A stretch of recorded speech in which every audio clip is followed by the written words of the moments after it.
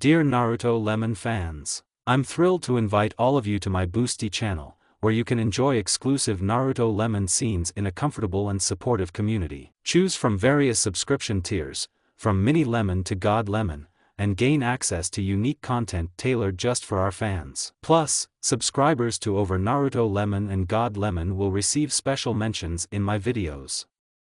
Support my channel and dive deeper into the world of Naruto today. Dare.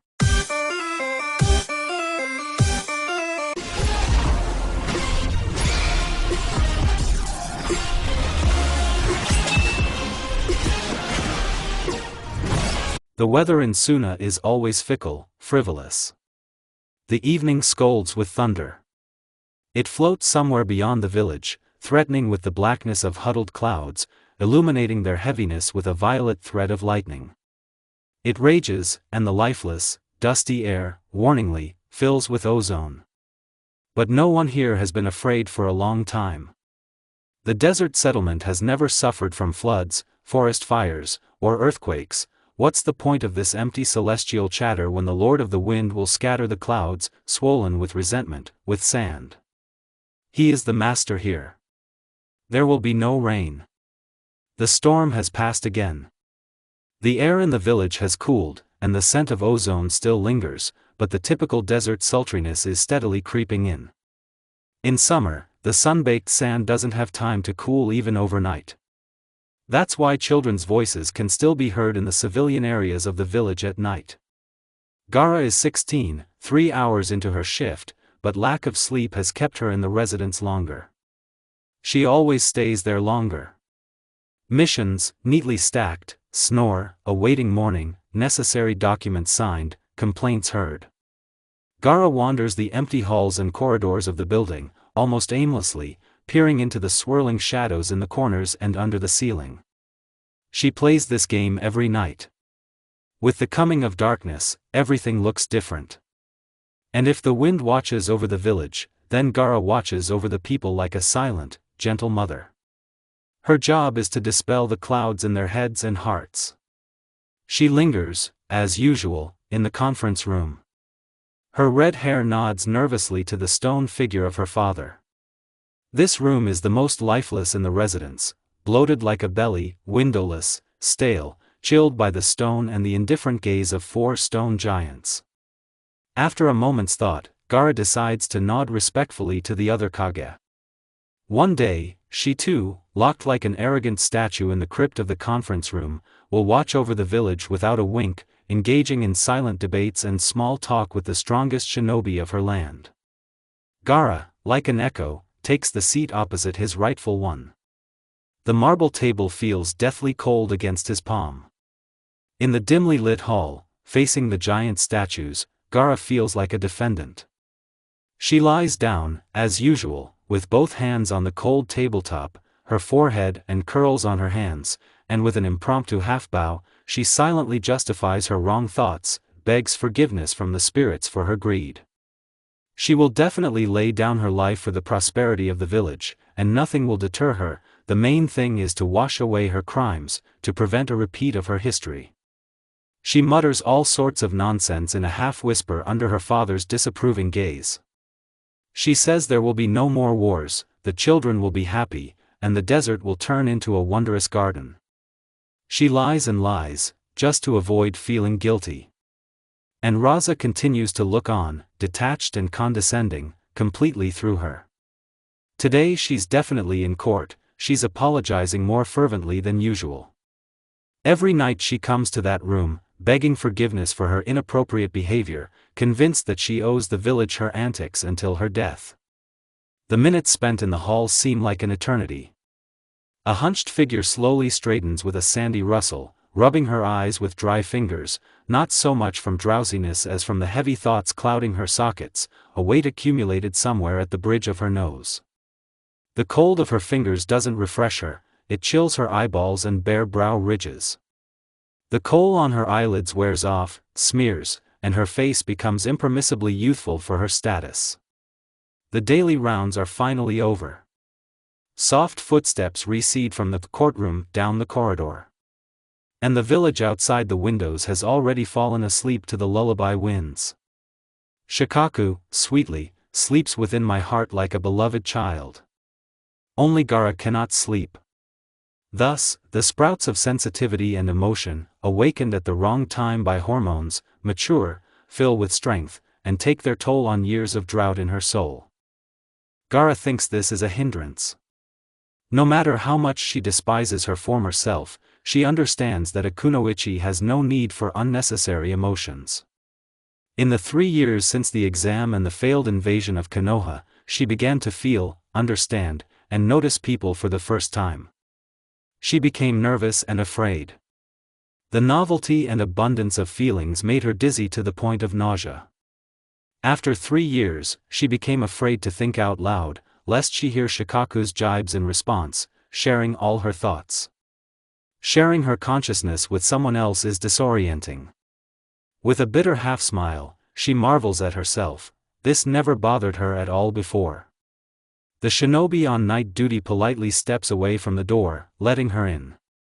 The kunoichi hurries to her office, marked by a diffused strip of light in the crack between the floor and the door. The Kazakage's office is cool, the window is always open, the lamps glow brightly. The only thing Gaara isn't surprised by in her life is change. While she was on duty, another sudden sandstorm began, a reminder of its presence in the form of a pile of sand by the window. She's also experiencing a storm inside herself right now. With a smooth flick of his wrist, Gaara meticulously tidies up, the gilded particles lovingly and tenderly settling into the gourd. The window closes with a pleasant rustle. The kunoichi, with practiced deftness, tosses the rustling vessel onto her back, and through all this light and freshness, the stifling heaviness of the metal floats into her nose. And Gaara finally comes to his senses. For a moment, she was gripped by an icy horror, otherworldly as the tabletop in the boardroom, reminding her of something important. You are an integral part of the hollows, bound to them by a bloody curse in the pumpkin behind your back. The gourd rustled with red dust and corpses. You will not escape from here. Panic lovingly embraces the kunoichi with a shudder, shaking the last of her hope. The girl quickly exhales through her mouth, squeezing her eyes shut. The only thing missing is Shikaku. I have no one to blame my rapidly spiraling madness on. Focusing on the wind outside the window, Gaara takes a deep breath 10 minutes later.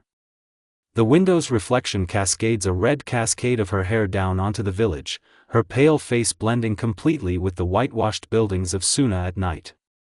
Under the hum of the lamps, a distinct whistle rings through his teeth. You are the last hope for the people of this godforsaken place. Pull yourself together. He looks indifferently, like Raza, at his roughened, disheveled self, while his sandy palms clench into iron fists, the knuckles white with a white-hot determination. Temari enters the office without knocking, identifying herself with an ironic laugh. Still looking for an excuse? No, she answers too quickly, without even turning her face away from the window. Gaara understands what his sister means, her savior, her very first friend, and her crush, Naruto.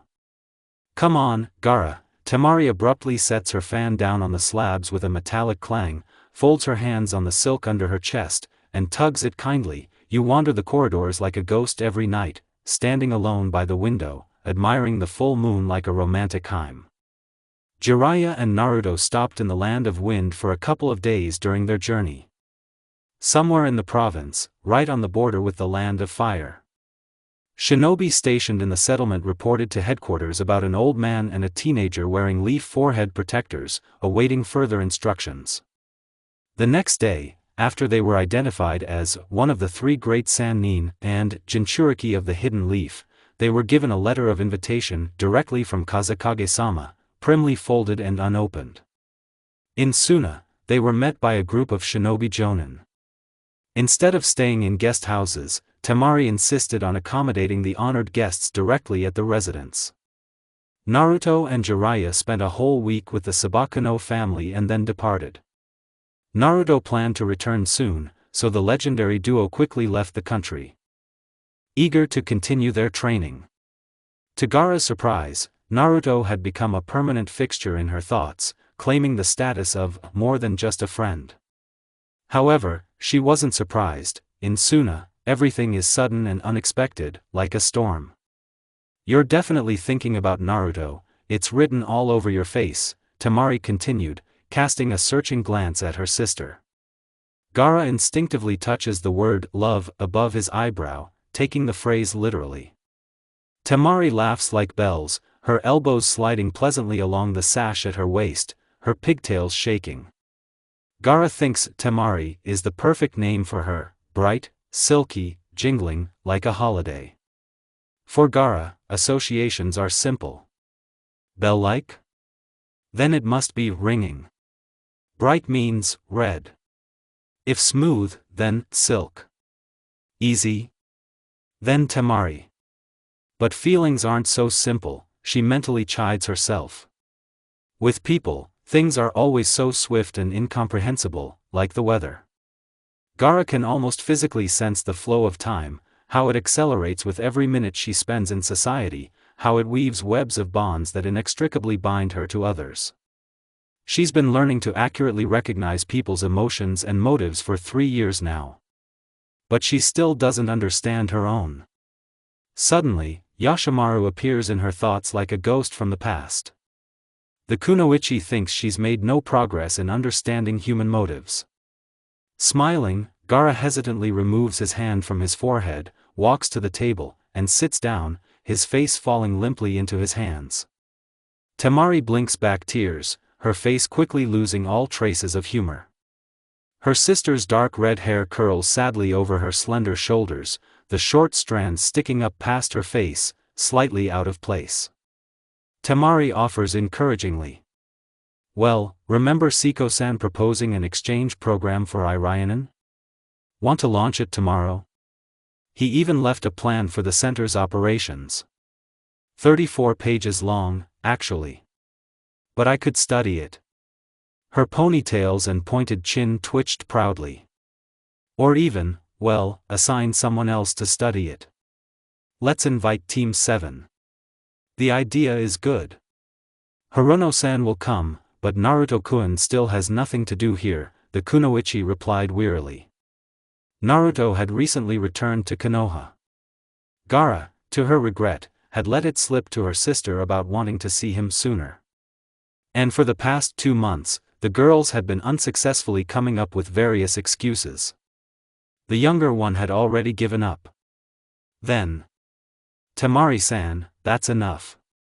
Gaara interrupted her gently, marking the distance with a suffix. And then added, almost in a whisper, "I still can't leave." For a moment, the office fell silent. Temari turned to the window, pursing her lips. There was no hidden meaning or multiple interpretations to that simple phrase. Sharp golden particles gently tap on the windows, accompanied by the ancient songs of the wind. It strives to break through the glass, to tear apart these clouds too, the ones that are spiritual. Temari understands that Gaara is bound by sand, by sharp dust that blinds her eyes, prickling the arms and necks of the poncho-clad villagers. But she, Temari, has the wind that rustles the leaves of Konoha, she has free flight. Her wind stands by the door to the office, its black iron frame gleaming. Her wind spends the night in the dark hair of a boy playing shogi. And Gaara. Naruto won't give up on his dream, Temari-san. And I won't give up the post of Kazekage. Quietly, humbly. And he falls face down even lower, onto his elbows, turning his head for comfort, to see the matte yellow snowstorm outside the window. Temari has nothing to add. She moves closer to the table and sits on the edge, not daring to touch the curly red stream of consolation. Out of habit, she folds her hands beneath her chest, unsure of what else to do with them. Her younger sister is a Jinchuriki, the village's strongest kunoichi, unique in her own right.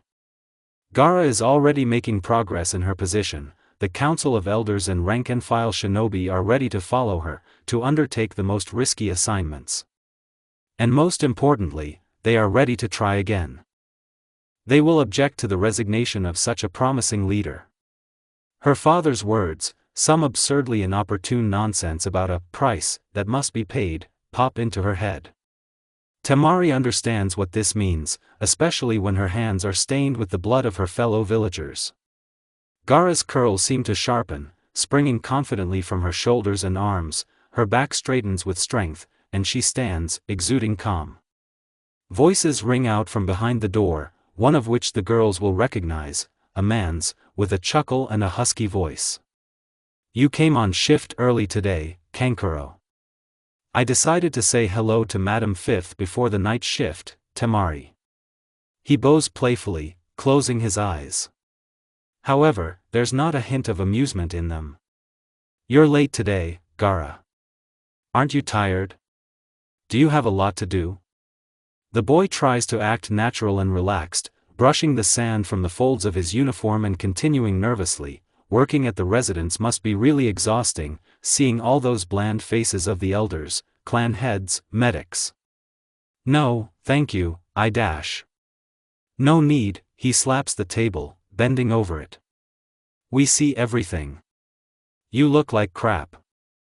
I knew it was a bad idea, putting a 16-year-old in charge of a village."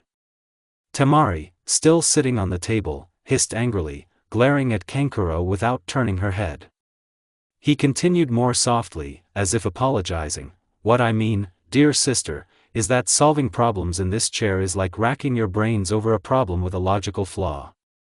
There's no answer." Kankuro comes up almost right next to the dumbfounded younger girl and bends his fingers. "The village has no major tourist spots, that's 1, no active trade, 2, a terrible climate, 3, and no resources, except for human resources, of course, 4. There are plenty of people here, but they're useless." Even Temari couldn't disagree. He looks at her, seeking support, but returns to the younger girl, looking into her eyes. "Gaara, you can't rise above your own level, above the previous Kazekage. If you planted apple trees all over the desert, they wouldn't sprout on dead land." Kankuro's iron tone changed to a pleading one. He grabbed Gaara by the shoulders in the hope of getting through to him. "We can talk to the elders, we can find a more mature replacement, Gaara." He couldn't finish the sentence. Closing his eyes and breathing heavily, Kankuro hugged his sister. It was difficult to go against the shinobi code, completely unbearable to talk about the primacy of personal desires and goals when they had been taught loyalty to the village from childhood. Even for their father, the village was more valuable than his own children. Neither Kankuro nor Temari remembered the all-forgiving, familial love they had recently begun to feel for each other. And all thanks to this copper-colored girl who had managed to rebuild herself, through betrayal, pain, and loneliness. Her elders would allow her to live happily. They would let her go with the free desert wind. Gaara slowly pulled away from her brother. It was Temari's turn to reason with the younger girl. She gently took her trembling hand in hers. "You were just starting to come back to life, we don't want to lose you again." Confused, overwhelmed by powerful emotions, Gaara felt a long-forgotten emotion for the first time in years: heartache. Conflicts gripped her soul, and questions raced through her mind, questions to which Gaara still dared not demand answers. Just an hour ago, she had been praying to the spirits for forgiveness. She had reproached herself for her insatiability, for her desire to abandon everything. She couldn't understand why she hadn't been punished for killing people, terrorizing Sunagakure, and bringing shame to her family, but instead received a blessing in the form of a loving family, friends, and respect. Why was her own family now trying to untie her hands? What should she choose? Temari-san. She lowered her head so that her eyes, reddened, probably from lack of sleep, wouldn't show. No need. No one ever died from first love. She gently stepped away from her, smiling reassuringly. No one would have to look for a reason. The job of any Kazekage is to dispel confusion in the minds and hearts of those who rely on them. But who will dispel confusion in the mind of a Kazekage? Temari froze, holding her hand in the air, reaching out to Gaara. She immediately spoke up, indignant. "Gaara, you're not M-. A commotion behind the wall and the loud slam of the door thrown open distracted the family from their argument. The pale face of the shinobi on duty outside the office appeared. His beige vest was stained crimson with the soldier's blood, hanging from it like a lifeless sack. Kazekage-sama, a great white bird in the sky. We are under attack.